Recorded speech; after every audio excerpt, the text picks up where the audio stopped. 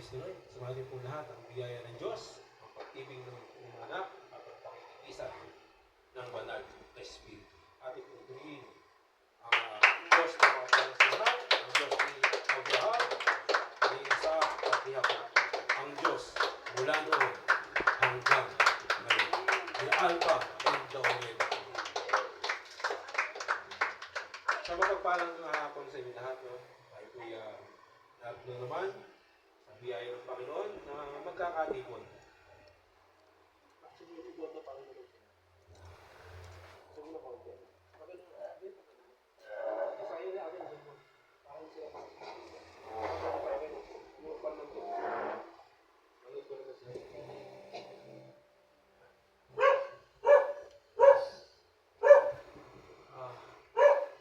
Salamat sa Diyos sapagkat muli tayo nagkita-kita. At ang ibang mga kapatid ay ating pong hintayin pa. At ako po'y umaasa, no? Sa biyaya ng Panginoon na tayo po'y latami, nalago. No? Hindi lang tayo, no? Sapagkat ang Diyos ay mabuti. At ihingi tayo ng lakas sa Diyos para magampanan po natin yan sa biyaya ng Panginoon.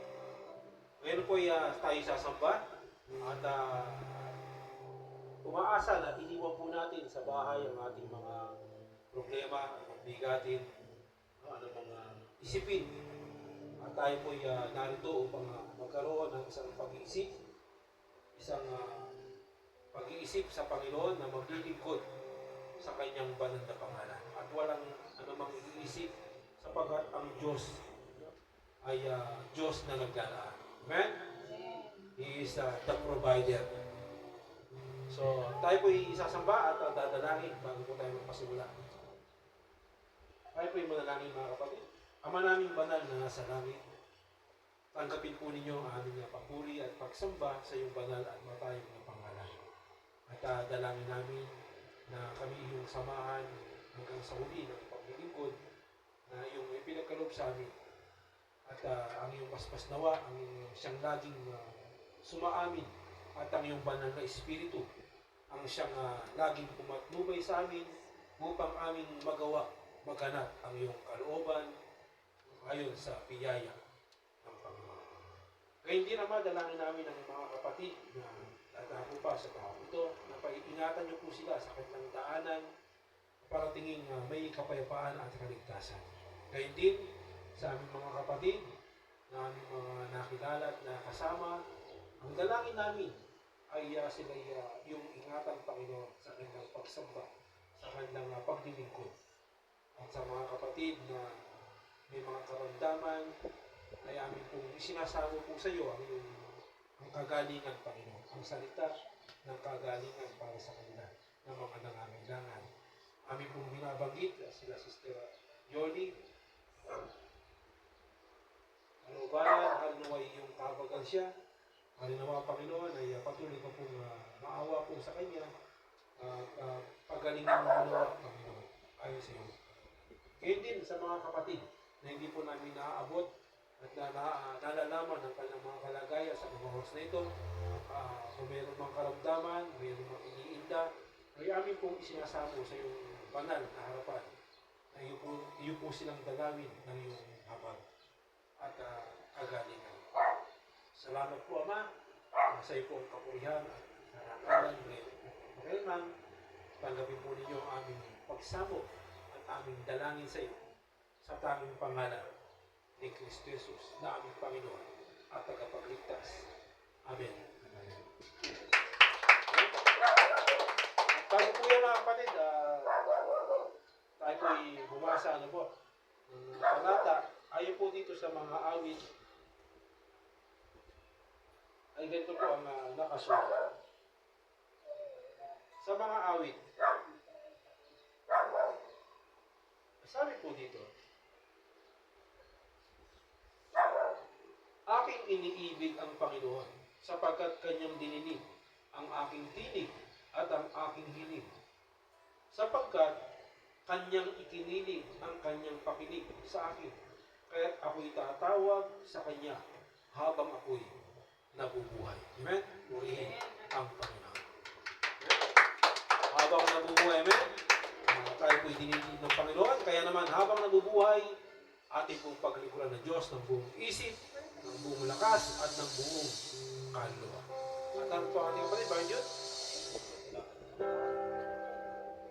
Tayo po yung mawit at humingi ng pusong dalisay. Yan po ang napaka-importante na tayo magkaroon ng pusong dalisay. Ano po kayo?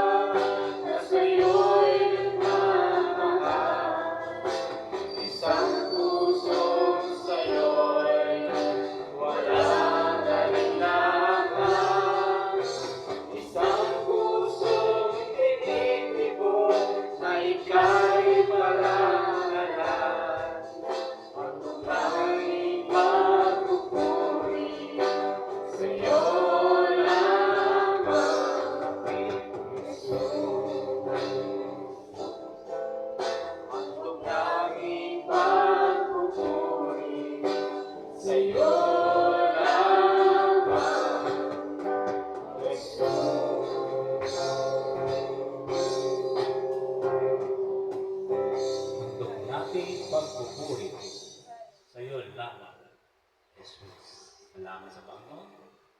Halina po kayo at ating kumuha ng ating mga kapatid habang inaawit ang bilabid. Let us love one another.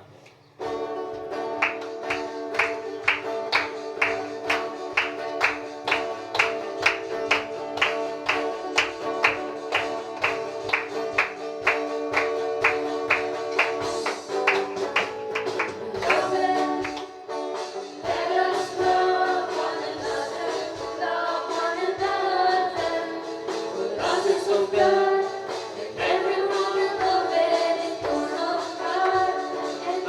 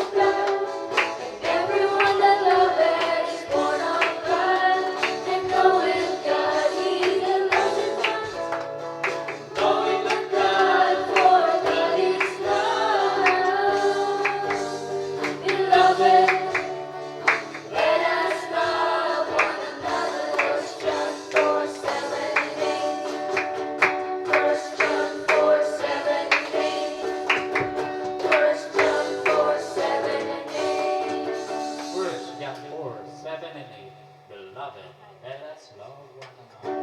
Salamat tayo. Purihin po natin, Panginoon, at patuloy tayong umawit ng papuling awit. Halina po kayo, at tayo'y magpupuri.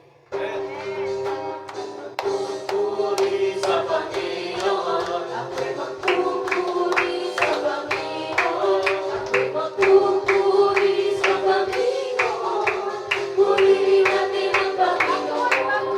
Ako'y magpupuri sa Panginoon, ako'y magpupuri sa Panginoon, ako'y magpupuri sa Panginoon, purihin natin ang Panginoon. Purihin ang Diyos pagkat siya'y mabuti, kanyang iniligtas ang mga api. Magpupuring lahat ng iyong nilalang sa pag-ibig na walang hanggan. Ako'y magpupuri sa Panginoon, ako'y magpupuri sa Panginoon, ako'y magpupuri sa Panginoon. Purihin natin ang Panginoon. Purihin ang Diyos pagkat siya'y mabuti, kanyang iniligtas ang mga api. Magpupuring lahat ang iyong nilalang sa pag-ibig na walang hanggan.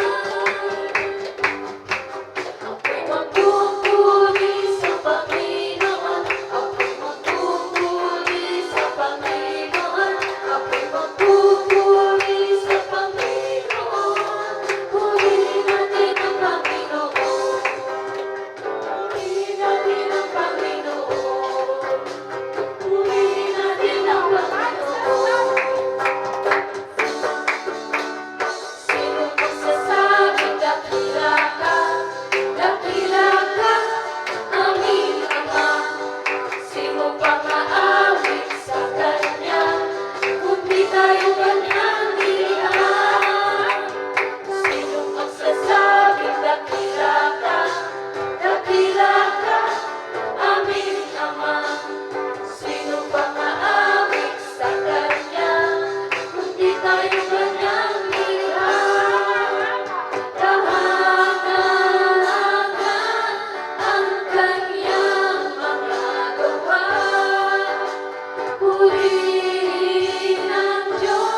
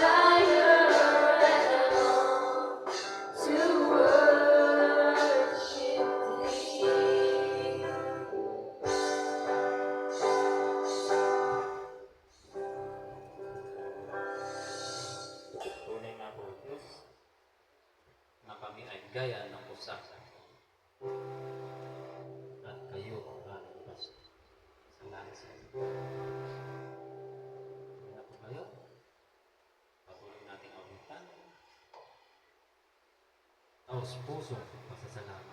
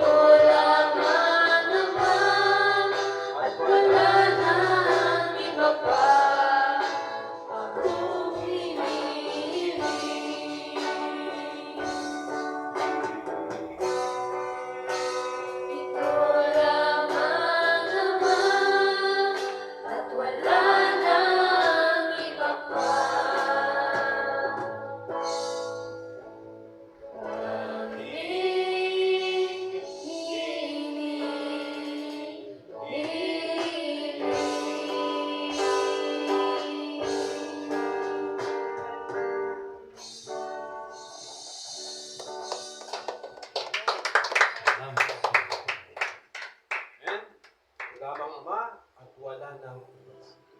Salamat sa Panginoon sapagkat tayo po'y walang maibigay na to bilang o anumang bagay na mabigat, no? O kumbaga marangya, kundi yung ating sarili lamang. Amen? Yung ating papuri, yung ating pagsamba sa Panginoon. Siya natin iaalay ang tanging maibibigay sa Panginoon. So mga kapatid, tayo po'y dadako naman na kung saan ay ating aalalahanin ang kamatayan ng Panginoon. At ito po'y kanyang inaral sa bawat isa na siya'y alalahanin po natin at sa pamamagitan po ng tinapay na simbolo sa kanyang katawan at katas ng ubas na sumisimbolo naman sa kanyang walang hanggang at pakikipagpapalala. Mga minamahal, na po ang tinapay, ating pong ipagpasalamat sa Panginoon.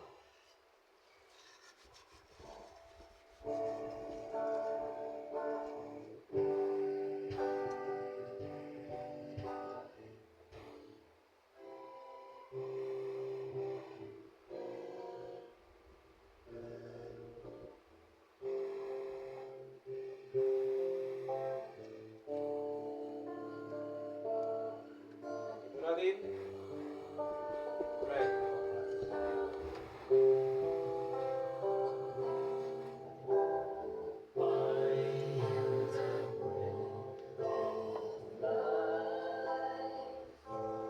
He who comes to me shall not hunger.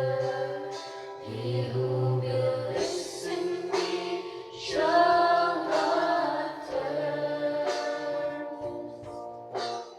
No one can come to me unless the Father draws me, and I will raise him up, and I will raise him up, and I will raise him up on the last day, and I will raise him up, and I will raise him up, and I will raise him up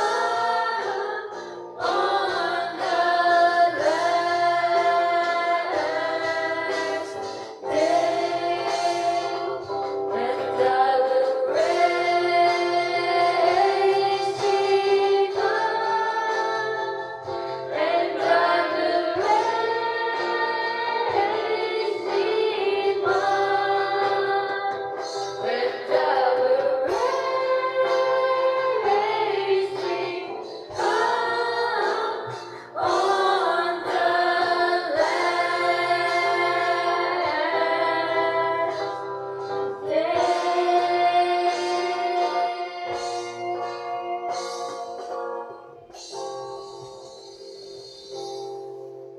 Mga kapatid, hawak po natin ang tinapay.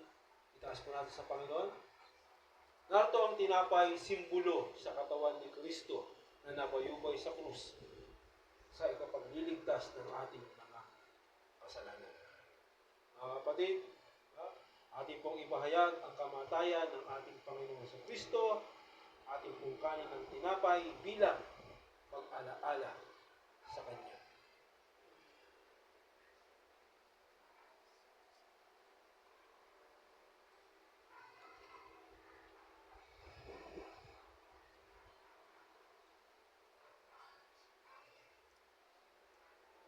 Hawak po natin ang saro, itaas po natin sa Panginoon. Na ito ang saro na naglalaman ng katas ng ubas, simbolo sa kanyang walang hanggang dugo, walang hanggang tipan, na umagos sa krus ng Kalbaryo sa ikalilinis ng ating mga karumihan. Mga kapatid, ating pong alalahanin ang Panginoon sa Kristo, ating pong itanyag, ating pong ipagbunyi ang kanyang kamatayan upang tayo maligtas. Alitin po natin ang saro bilang pag-alaala kay Kristo.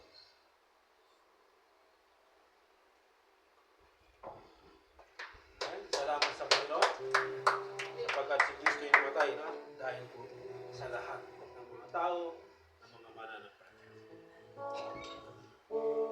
Pwede po natin. Ay, pasasalamat.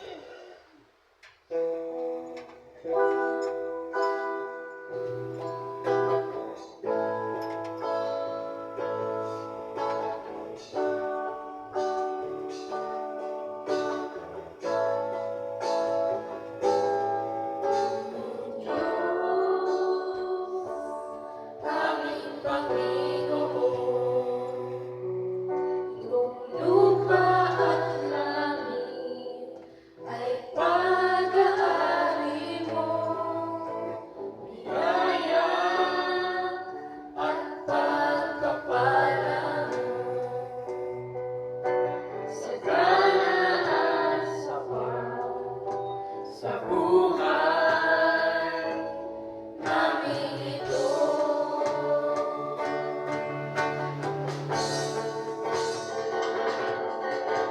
Kami naririto, O Diyos, sa bahay mo, taos-pusong maghahandog sa'yo.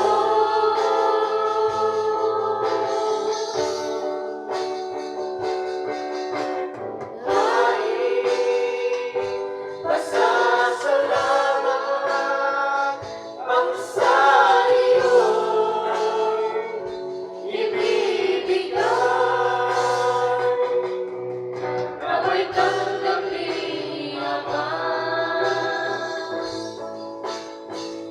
ang aming alay.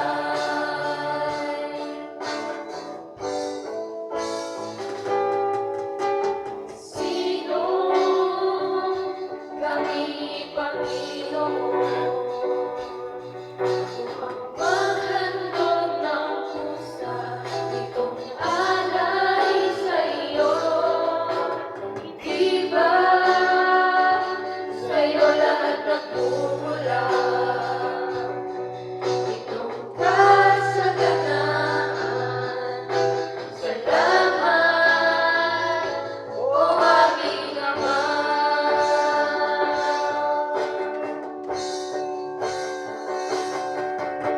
Kami narito,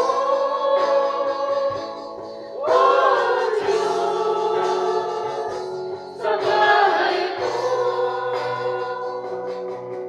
taos-pusong maghahandog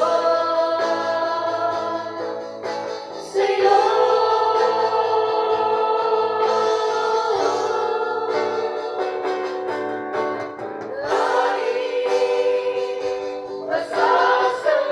Pasasalamat ang sa iyo'y ibibigay. Nawa'y tanggapin naman ang aming alay.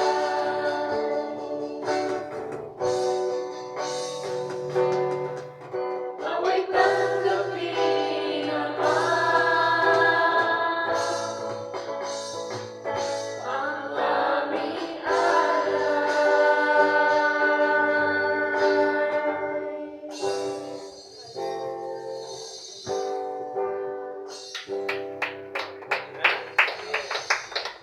Salamat sa Panginoon sapagkat ay lubos na nananalig na Kanya pong itinanggap ang ating pong pagpapasalamat at pagpapuri sa Kanyang banal. Amen. Muli po natin ang Panginoon. Natin po Kanya ang kapangyarihan. Sa biyaya at kataypan ay baka na po tayo magsipo mga kapatid.